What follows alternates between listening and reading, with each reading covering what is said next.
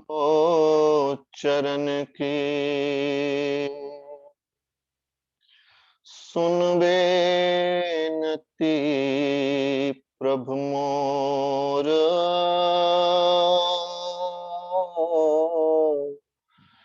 मंगत करे पुकार नित, नहीं तुझ बिन सूझे ठौर। आसाए को चरण की सुन बेनती प्रभु मोर।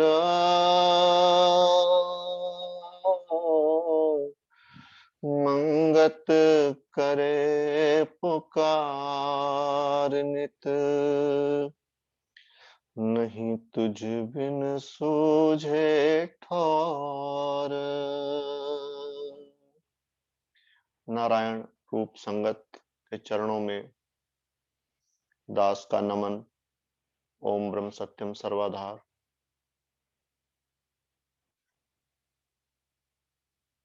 प्रेमियों,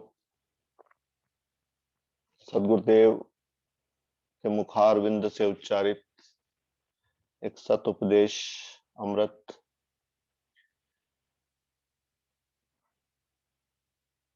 इस पर आज श्रवण करेंगे, विचार करेंगे।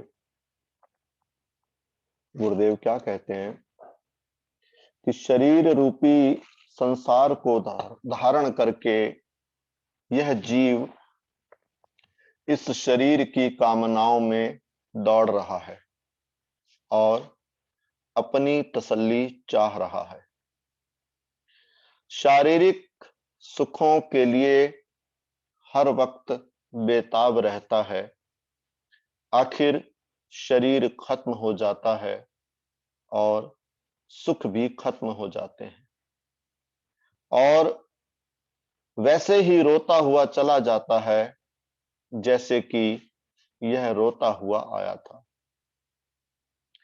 सत्संग में इस बात को सोचना है कि यह शरीर क्या है।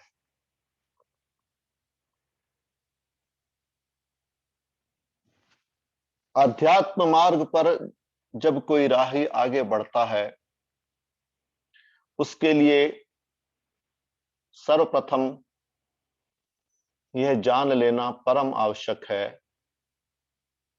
कि वह कौन है, यानी मैं कौन हूं। ये पहली शर्त है। ज्ञान मार्ग में मैं कौन हूं, इसको एक मंत्र का रूप दिया गया है। मंत्र का रूप इस अर्थ में नहीं कि उसको रटना है, उसकी पुनरावृत्ति करनी है, शाब्दिक रूप में करनी है, ऐसी बात नहीं। मैं कौन हूं, इस पर मनन करना है, इस पर विचार करना है। मेरी समस्याओं का अंत ये 3 शब्द हैं। मैं जो कि यह मानकर चलता हूं, मेरे 24 घंटे में जितने भी क्रियाकलाप हैं इस सोच पर आधारित हैं कि मैं देह हूं। प्रेमियों, ये ऑनलाइन सत्संग श्रृंखला को चलते हुए लगभग 600 दिन हो गए। इन 600 दिनों में एक अनुमानित रूप से लगभग आधे सत्संग ऐसे अवश्य हुए होंगे जहां इस बात की चर्चा निश्चित रूप से हुई है कि मैं कौन हूं।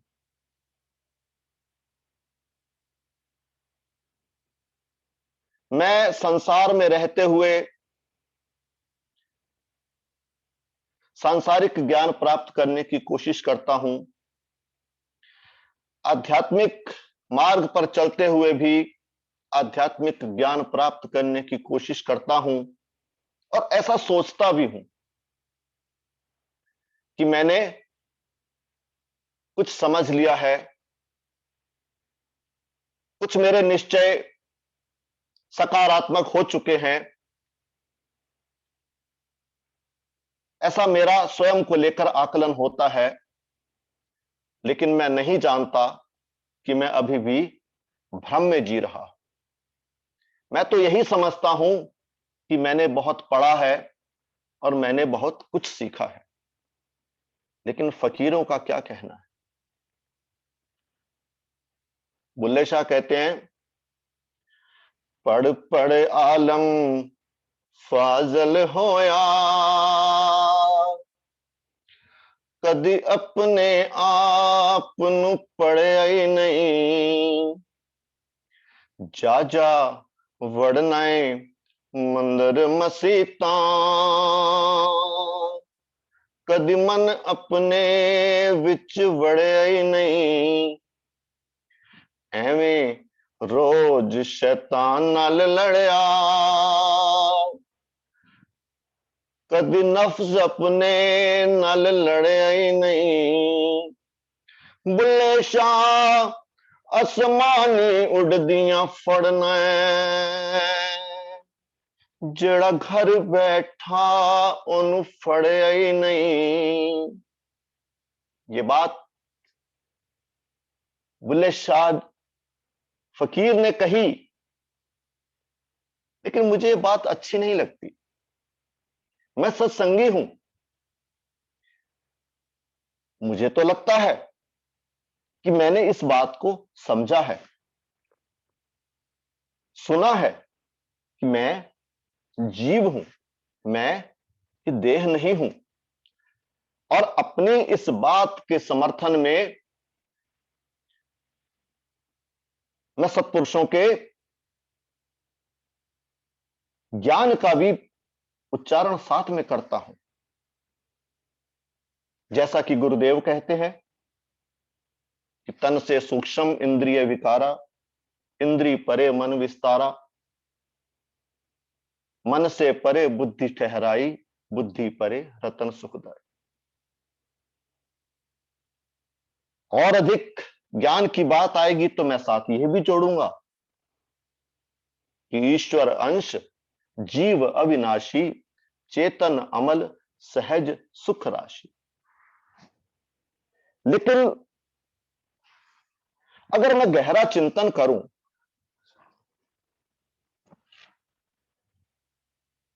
तो मुझे ये बात समझ में आएगी, ये बात सिर्फ कथनी तक शामिल है, ये बात सिर्फ कथनी तक सीमित है।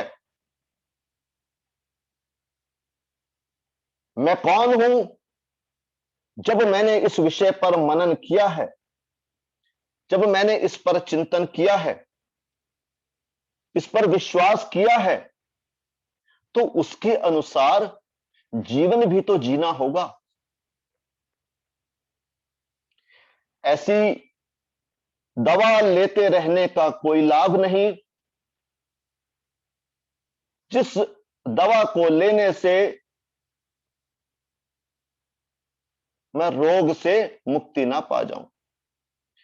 मेरे दुख में, मेरे दर्द में अगर कमी नहीं होती तो ऐसी दवा लेते रहने का मुझे क्या लाभ है? जब मेरा यह दृढ़ निश्चय हुआ कि मैं जीव हूं, तो फिर ये मेरे दैनिक जीवन के व्यवहार में यह बात क्यों नहीं आ पाती? ये गहरे मनन का विषय है। मैं चेतन हूं, मैं अमल हूं, मैं सहज सुख राशि हूं, ये मेरा वजूद है। लेकिन दिन भर फिर मैं सुख और दुख में विचलित क्यों होता हूं? असली बात तो यह है, मैं नहीं समझ पाता कि यह संसार और इसके सुख दुख, इसकी सीमा सिर्फ मन तक है और मैं मन का स्वामी हूं। मैं कौन हूं, इस पर निरंतर मनन इस पर चिंतन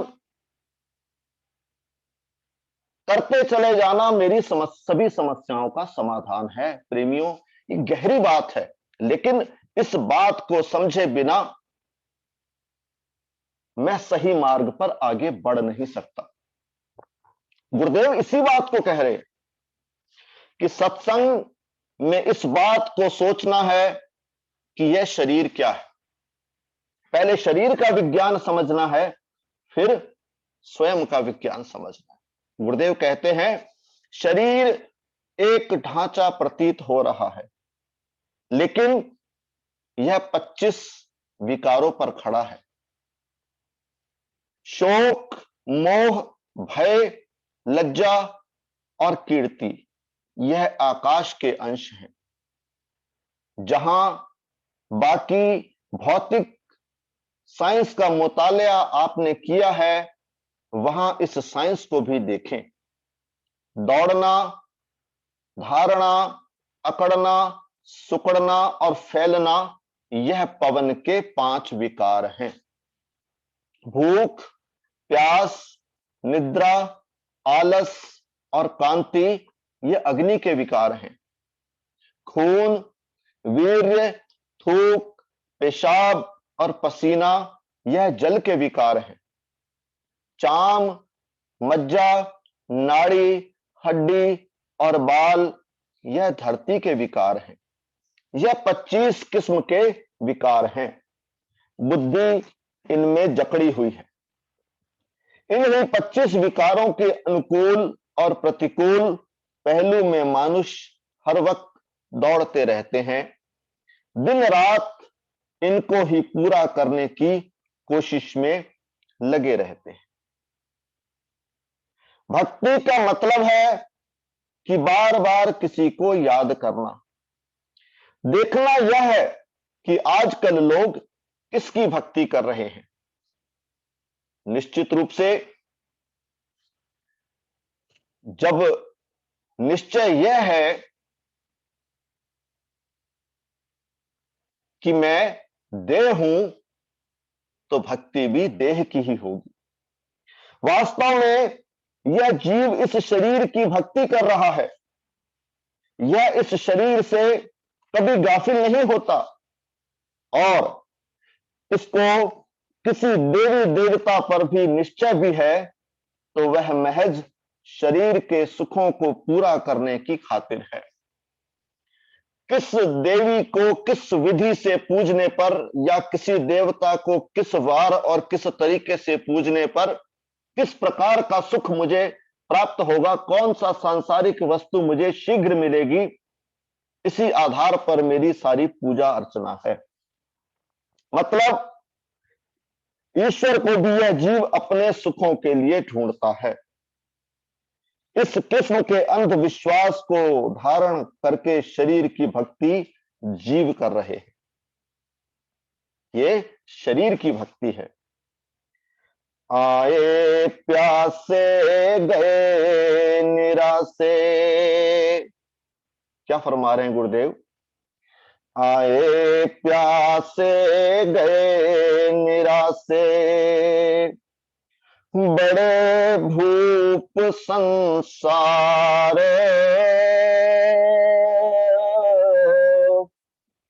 इस मन को तृप्ति न होई, चित्त गुण कियो विचार। यह सभी शरीर की भक्ति की है। छोटे लोगों को छोड़ दो, बड़े बड़े लोगों का यह हाल है कि 5 वासनाओं को पूरा करने में हर वक्त लगे रहते हैं। कभी मोह की चिंता में है, सोचते हैं कि पुत्रों का क्या बनेगा। चाहे लड़कों को ख्याल हो या ना हो, लेकिन बूढ़ों को हर वक्त यह ख्याल रहता है। किसी वक्त किसी दुश्मन को मारने का ख्याल आ जाता है। कोई बही खाता लिखते रहते हैं, गर्जे कि यह जीव 5 विकारों की पूजा करता रहता है, इसलिए इसको धर्म का निश्चय नहीं आता। जीव को हर वक्त 5 विकारों की चिंता लगी रहती है। सारा ध्यान वासनाओं की पूर्ति में लगा रहता है। ईश्वर की याद आए भी तो कैसे? क्यों? क्योंकि मौत की याद जब तक लगातार नहीं होगी, ईश्वर परायणता हासिल हो नहीं सकती। गुरुदेव कहते हैं कि मौत का विचार भी सत विचार है। यह विचार उसी के लिए है जिसने यह जाना है कि मैं जीव हूं। जिस व्यक्ति ने जीवन भर यही सोचा कि वह देह है, उसको तो वैसे ही मरा हुआ जाने, वो तो वैसे ही मर चुका है वास्तव में, जबकि वो नहीं मरेगा। लेकिन उसकी सोच कहां पर खड़ी है? मौत का विचार, सत विचार उसी व्यक्ति के लिए है जिसने जाना है कि वो जीव है और उसकी मृत्यु नहीं है।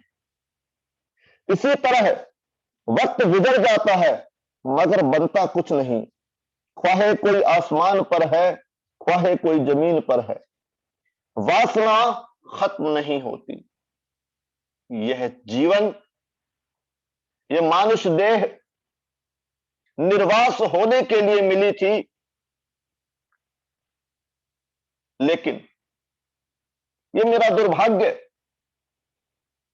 जहां इस वासना को मुझे शून्य करना था, मैं इस वासना को बढ़ाकर इस संसार से विदा होता हूं। मैं तरस खाने योग्य हूं। महापुरुषों ने सोचा कि दुनिया कहां जा रही है। कोई जानता नहीं कि खुशी कैसे प्राप्त होगी। खुशी हर व्यक्ति हासिल करना चाहता है, लेकिन वो कहां मिलेगी ये नहीं जानता। ये संसार द्वंद रूप है।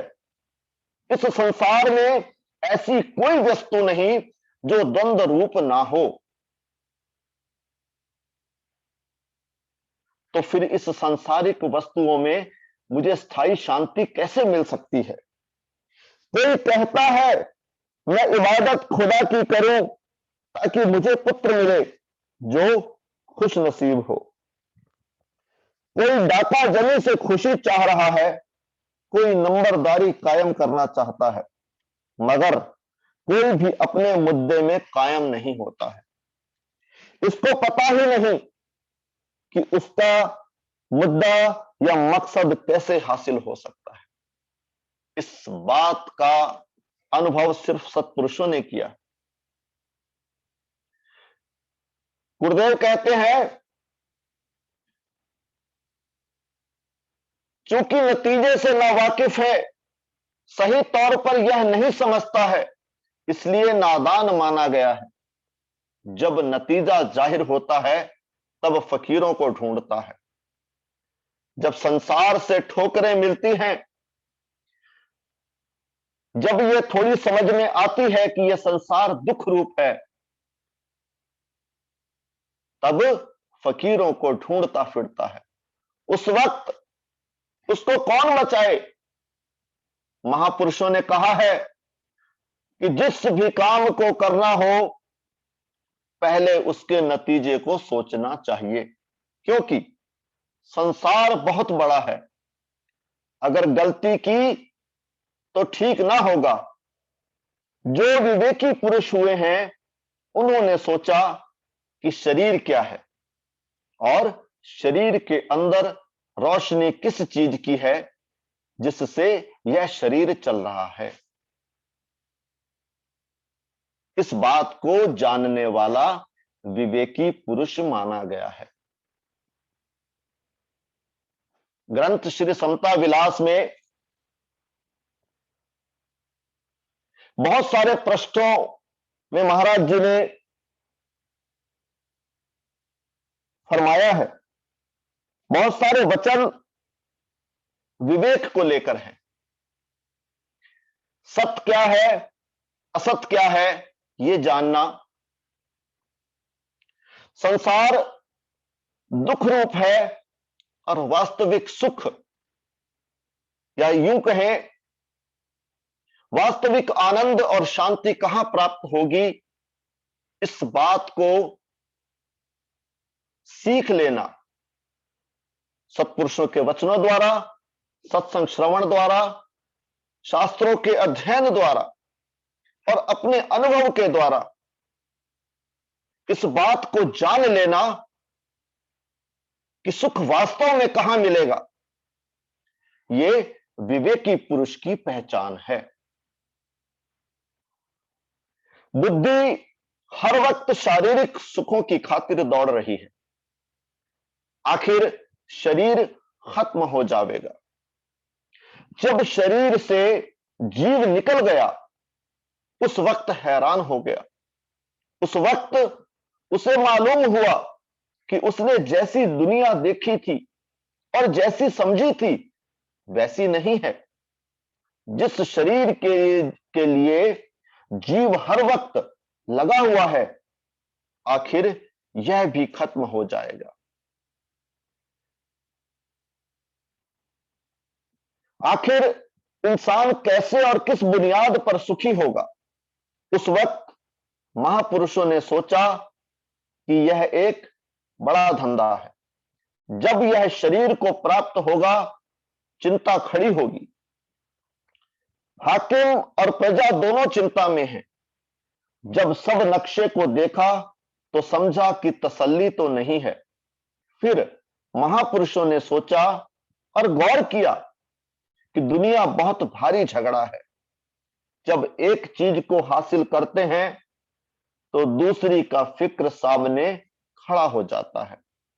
जब उन्होंने शारीरिक जीवन को समझा तो कहा कि इंसान का यह तरीका ठीक नहीं।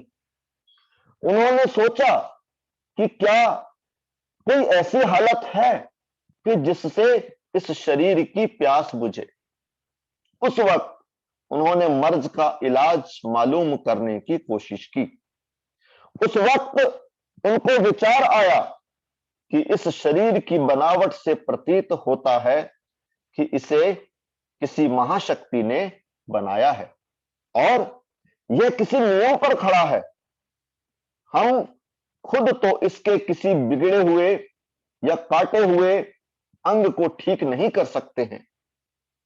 फिर दो धाराएं खड़ी हुई, एक शरीर की और दूसरी जिसके सहारे यह शरीर खड़ा है।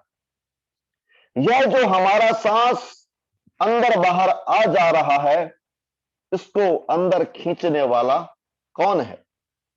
सांस के जुदा होने पर फौरन ही इंसान खत्म हो जाता है। जीवत माटी मोइया भी माटी, नहीं सार किया विचारी। निकले प्राण माटी विच जाना, लंबे पांव पसारी। मूर्ख, यह जीवन किसी और चीज के सहारे खड़ा है। जब महापुरुषों ने गोता लगाया तो उन्होंने एक शक्ति का अनुभव किया जिससे यह शरीर रोशन है, जो निर्गुण है, पूर्ण है और सत है, जिसकी शक्ति से सब अंसर खड़े हैं। जिस वक्त सत को अनुभव किया, शांत हो गया। पहले तो तृण तृण में भयवान था, लेकिन बाद में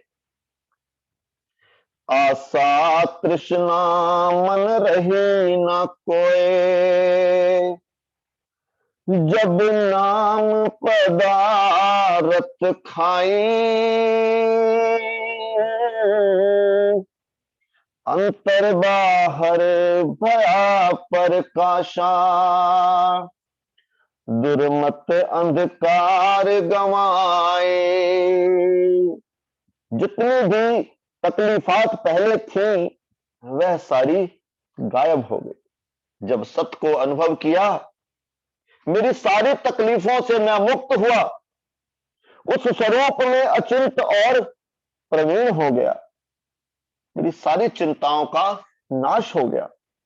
उसके अंदर क्या मिला? जिन्होंने परमेश्वर को जाना उन्होंने समझाया कि यह जीव स्वभाव से ही कैद में है। परमेश्वर के परायण हो जाओ। और कहा कि जब तक परमेश्वर के परायण ना होगे तब तक शांति नहीं मिलेगी। जिसकी वजह से यह शरीर जीवित है उसकी खोज करो। शरीर के कायम रखने में ए मानुष तू दिन रात लगा रहा है, लेकिन जिस शक्ति पर शरीर चल रहा है वह क्या चीज है? वो मेरे ही हृदय में है, वो शक्ति मेरे ही अंदर है। ईश्वरः सर्वभूतानां हृदयेशे अर्जुन तिष्ठति। ये मैंने शास्त्रों में पढ़ा है। उसको जानो। ऐसा विचार करके महापुरुषों ने कहा कि शरीर के अंदर एक सत शक्ति है जिसकी वजह से यह असत शरीर खड़ा है। वह शक्ति विलक्षण है।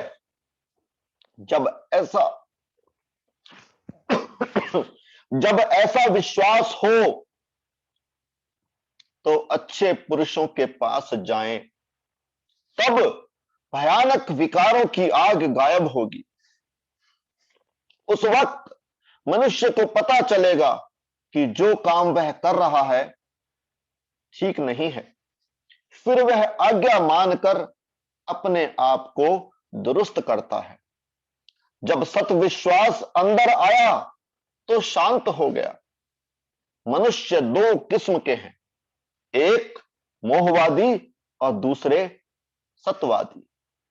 मोहवादी शरीर के विकारों को पूरा करने में लगे रहते हैं और शरीर के भोगों और विकारों से जिसको घृणा हुई है वह सत्यवादी है। ऐसा सत्यवादी जानता है कि दुनिया का असर बेशक बहुत बुरा है, इसलिए वह निर्मल कर्म का यत्न करता है और कुबुद्धि को त्यागना चाहता है। ऐसा आदमी इंसानों की कतार में असली मनुष्य है। इस जीवन का बेहतर पहलू यह है कि सत्य विश्वास अंदर आए, उस ईश्वर पर भरोसा इस जीवन की सबसे बड़ी उपलब्धि है। अगर मेरा ईश्वर पर पूर्ण विश्वास है तो सही मानों में मैंने इस मानुष जीवन को जिया। जब सत्य विश्वास आएगा, परमेश्वर को देखेगा, बुद्धि जागृत होगी, शारीरिक मोह ऐसा कम किया जाएगा कि परमेश्वर के निकट पहुंच जाएं, ताकि खुद भी ठीक हो और दूसरों को भी ठीक करें। ज्यों ज्यों परमेश्वर के निकट पहुंचेंगे उसी कदर त्याग आनंद को अनुभव करेंगे। वह इन चीजों का समुद्र है और यह चीजें उससे प्रकट होती हैं। जितने भी अवतार हुए हैं दुनिया उनके आगे इसलिए झुकी। बिजली के बल्ब में जैसे बिजली आ जाती है और कमरे को रोशन करती है, उसी तरह परमेश्वर को अनुभव करने से क्रूर कर्मी भी देव कर्मी हो जाते हैं। इस शरीर में जब परमेश्वर की रोशनी आती है तो उसकी ऐसी हालत होती है, पहले था मन काग यह करता जीवन घात, फिर यह मन हंसा भया चुन चुन मोती खात। पहले था मन काग यह करता जीवन घात, फिर यह मन हंसा भया चुन चुन मोती खात। जीवन में जब सत्पुरुष का आगमन हुआ सत्पुरुष पर विश्वास हुआ, फिर उस विश्वास की रोशनी में सत्पुरुषों का मार्गदर्शन सानिध्य मिला, जीवन जीने का सही तरीका आया, गंदगी छोड़कर मोती चुनने की कला आई, तब वो काग से हंस बना। प्रेमियों, भाग्यशाली हम कि ऐसे सत्पुरुष का सानिध्य हमें प्राप्त है